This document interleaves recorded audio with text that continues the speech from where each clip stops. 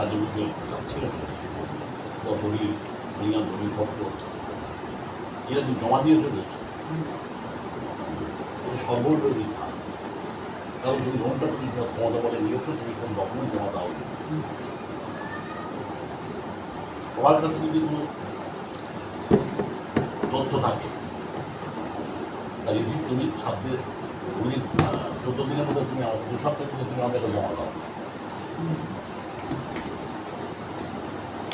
আমাদের দাবি হচ্ছে তুমি ওই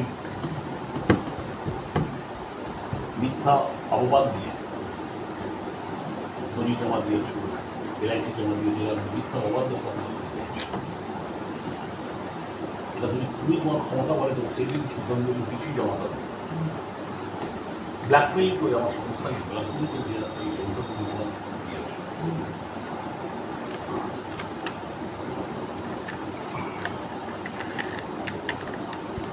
এবার এই চিঠি যখন আমি ছেড়েছি না,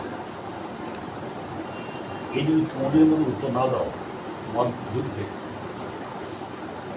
ফ্রড, জালিয়াতি, ক্ষমতার অপব্যবহার বিভিন্ন ধারায় তোমার বিরুদ্ধে মামলা পুলিশে ফেয়ার করা হবে এবং আগাম নোটিশ দেওয়া হবে। আচ্ছা আবার নোটিশ বুদ্ধি বার করে